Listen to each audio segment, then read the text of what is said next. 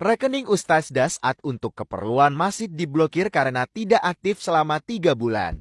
Alhamdulillah, salawat dan salam kepada Rasulullah Muhammad SAW. Semoga para pengambil keputusan di negara ini tetap dalam lindungan Allah, berkat pekerjaannya jadi pahala dalam bekerja. Saya hari ini berencana membayar besi, semen untuk pembangunan masjid saya. Jadi saya datanglah mengambil uang yang saya tabung di bank pemerintah. Setelah saya tiba ternyata rekening saya diblokir karena tidak aktif selama 3 bulan. Saya bingung kenapa diblokir. Alasannya katanya supaya menghindari hal-hal negatif. Setahu saya selalu diiklankan oleh negara, ayo menabung, ayo menabung. Menabunglah saya, tapi kenapa diblokir? Namanya menabung disimpan duit. Kalau tidak disimpan, diambil terus bolak-balik, lebih baik simpan di dompet.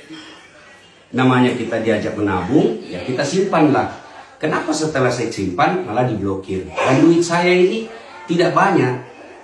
Saya berharap pemerintah membuat keputusan yang betul-betul elegan, tidak meresahkan masyarakat, dan tidak menyusahkan rakyat kecil. Saya berharap apapun kebijakan itu selalu berarah pada kemaslahatan umat. Saya tahu niat ini bagus, niat pemblokiran rekening ini baik, tapi caranya yang tidak elegan. Apa gunanya kalian yang sekolah tinggi-tinggi ke luar negeri, digaji oleh negara, yang bekerja mengelola keuangan masyarakat, lalu uang masyarakat ini, kebijakan ini justru melahirkan keresahan dan menyusahkan masyarakat. Saya tidak ahli di bidang perbankan, saya tidak ahli di bidang ekonomi, tetapi falsafah dari semua ada negara supaya bisa melayani masyarakat. Saya menabung untuk aman dan membantu negara, tapi ternyata saya diblokir. Mudah-mudahan hanya ini terjadi pada diri saya, tidak pada masyarakat yang jauh lebih kecil dari saya.